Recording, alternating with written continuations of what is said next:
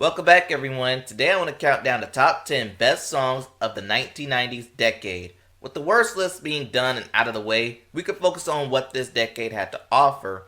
I'm from one to say that the 90s was the golden age of music. Gangsta rap, R&B, grunge, teen pop, etc. and etc.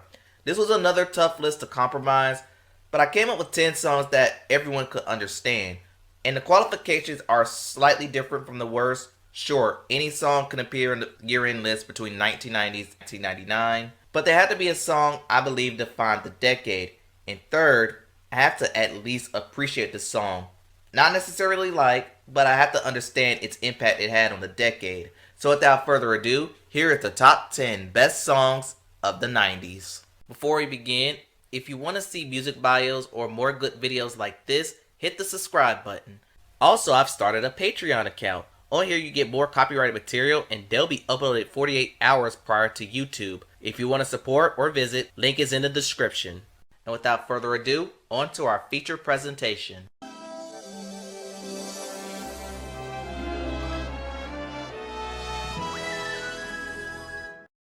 Before we begin, let's take a look at the first round of honorable mentions that didn't quite make this list. That girl is From dishonorable mention on my worst list to making honorable mention on this list, this song paved the way for New Jack Swing. Sure, it has some questionable lines that robbed it from the list proper, but great production and it's still a fun listen.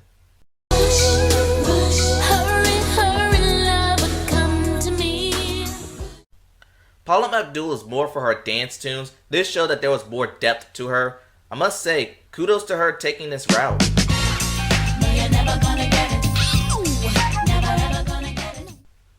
1992 was a tough year to pick an honorable mention from. Under the Bridge, Jump was very close for this spot.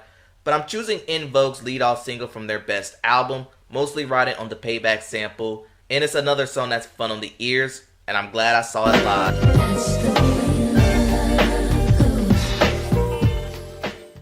I could copy-paste everything I said for Rush Rush, but Janet had more slower songs like Let's Wait a While and Come Back to Me. This one's very laid back and chill.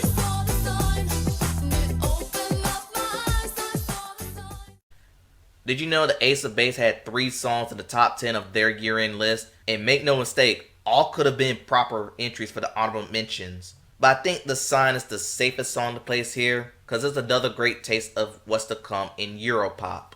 Now with that out the way, let's get into the list proper, starting off with number 10. The 90s was a fun decade, and this girl anthem was just one of the many examples. Yo, tell me what I want, what I really want. So tell me what you want, what you really want. I've talked about Wannabe a couple times on this platform, so I'll keep this one brief. Their personalities and the value of friendship is doing the heavy lifting in this song, but if you are a fan of the Spice Girls or not, you cannot help and smile when you hear this song. And you also cannot help you want that zigga zig ah. Number 9. Look, the 90s was the best decade for rap, the gimmick raps, the gangster raps, and more importantly, West Coast rap. And we're going to start off with the most unlikely parts of the West with like big butts and I cannot lie. You other brothers can't deny. And when a girl walks... There is nothing like Sir Mix-a-Lot talking about his love for the female Gluteus Maximus. But Mix-a-Lot is kind of picky on what kind of glutes he likes. He likes them round, thick, and juicy, doesn't like the flat butts you see on the screens, and he also calls out the fake butts because silicone parts are made for toys. How ironic, Nikki. But like with Wannabe, this song is too fun to ignore the flaws, and even though Sir Mix-a-Lot didn't have any other hits, he's still doing fine on his own with no complaints. Number 8. And we're gonna stay out west for the biggest West Coast anthem, California. Listen, if that opening piano line doesn't get you hooked, I don't know what will. It's a song that highlights what's to come if you decide to visit the West, and shouting out every city that you could be down with, even Hollywood. But I want to take the time to highlight Roger Troutman. If you don't know, he was part of a funk group called Zapp, which mostly comprised of his relatives, and they had hits in the 80s, but by decades turned, funk music started to die down, as did with Zapp. But thanks to G-Funk, their sound was now popular again and Roger Troutman started to have a rebirth. Sadly, Troutman's rebirth didn't last long as he was killed by his brother at decade's end, who then turned the gun on himself. But all in all, outside of that, this is a legendary song, legendary production, worth all the praise. Number 7. Flashback. The song was known for its catchiness, even if the song doesn't make any sense, and the music video took place at the LAX. There's a lot to the table. And yes, this song doesn't make any sense, but when a song is this catchy, does it even matter? If it wasn't for that whole, the song doesn't make any sense, this would have topped my list. Tell me why ain't nothing but a party. Tell me. I'll be brief with this one, because this is another song I talked about numerous times on this channel, where if I highlight everything that makes this song great will round up repetitive. And that's the thing, sometimes being a catchy tune without meaning can work. I don't really have anything else to say. It's a good song that, once again, doesn't make any sense. Number 6. This song has been a two-way street. I've seen the haters and I've seen the true praisers, and I feel like this song is definitely a high praiser. I'll make love to you like you want me to.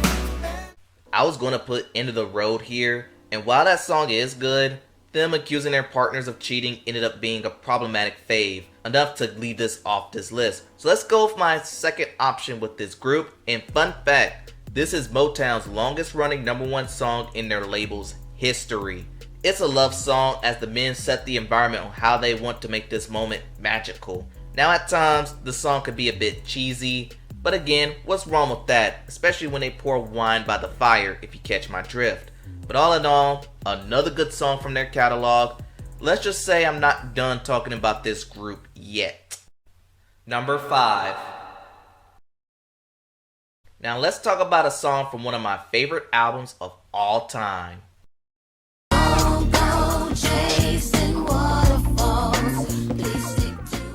It was a very easy choice to include this song on my list, and this is not even my favorite song from that album. The very funky production, T-Boz in the first verse tells the story about how a mother tries to keep her son out of the streets to no avail, and in the second verse she makes several HIV references. But the person who steals this show is Left Eye, which I didn't know this at the time, but her verse highlights some of her personal issues she had with Andre Rison and other ailments, as she wrote this while she was in rehab. Now I wish I could break down the song more, but I feel like another video of this era would do it justice. We'll have to wait and see. Number 4. One genre that I have yet to highlight on this list was rock. Rock still had a stronghold in the industry even if grunge will take over. But anyway, there is one band that has many opinions, but I think this song was their magnum opus.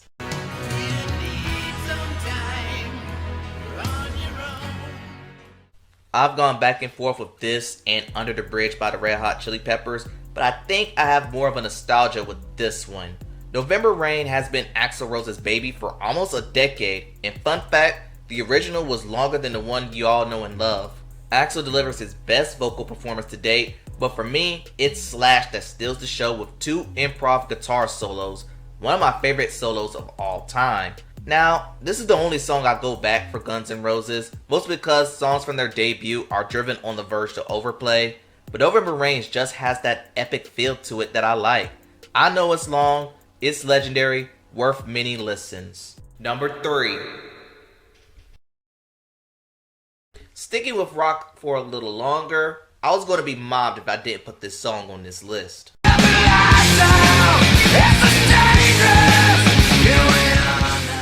This song paved the way for grunge and it booted the metalhead era out of rock music. Not much to the content, it's just mindless teen fun and rebellion. But this is a song that I appreciate more than like. And I can't take this song seriously thanks to Weird Al, again. But I can't deny this song's icon status, and rest in peace to Kurt Cobain. Number 2. We the Jury find this song guilty of killing rock music. 1, 2, 3 into the 4. Snoop Doggy Dogg and Dr. Dre is at the dope. Ready to make. When Snoop says 1, 2, 3 to the 4, you know you're going to be in for a ride. Let's just say I originally had this song at number 6. I bumped it up to 3 before overtaking Nirvana. And it's riding on the Leon Haywood I Want to Do Something Freaky to You sample that has a really good bass line. And while Snoop and Dre have great chemistry, this is Snoop's show and you know it, effortlessly flowing through his verses. Now the only critique I have for this song is when Dre says catch him slip, then he's slipping, but then he slips. And it's the only reason why I didn't top this on my list. But it's a hip hop classic, comes from a very iconic album, a classic I cannot ignore. Before we look at our number 1, let's take a look at the second round of honorable mentions.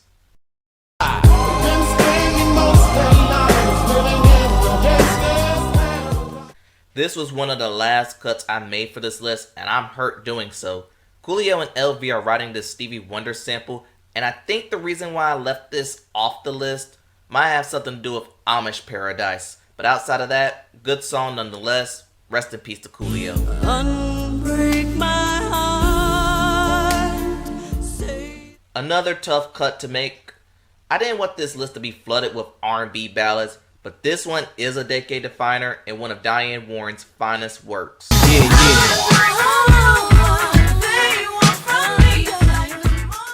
This song topped my 1997 list.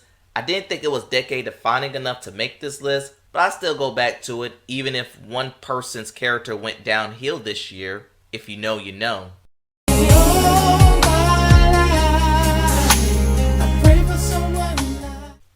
The other half of Jodeci having a number 1 hit, but given that JoJo wrote this for his newborn daughter, prevent this from being cheese, it's a well-drawn song with a ton of sentiment.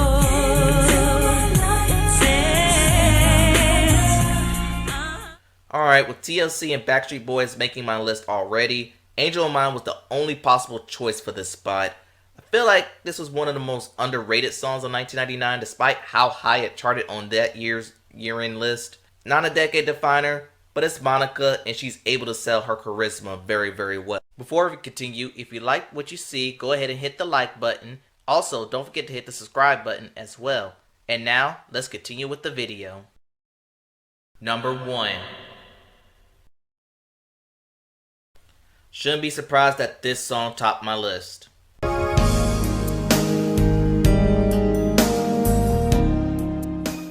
I spoke about this song multiple times on this platform, so I don't have much to say, but one thing I didn't discuss in both my Mariah Carey and Boyz II Men videos was the chart run this song had. What made this song unique was that it debuted at number 1, and back in those times, debuting at number 1 was a challenge. It's super easy now. And it will not let go of that spot for 16 consecutive weeks, which is a record. And another thing I didn't mention in either video was the motivation behind this song. Mariah lost a close friend, Boyz II Men lost their manager, and I also said something about the AIDS epidemic being a factor in this song. But I'm not the only one to highlight the chemistry was perfect, harmonies was marvelous, but also check out the acapella version as it's just as good as the original. Yet it was robbed at the Grammys and robbed of the number 1 year-end list spot for 1996. But hey, it's number 1 here, and deservingly so. And with that being said, One Sweet Day by Mariah Carey featuring Boyz II Men is the best song of the 90s. Tell me what y'all think in the comments below. What are the songs that I left off this list? Don't forget to like, comment, and subscribe to this channel. Thanks for watching, and I'll see you next time.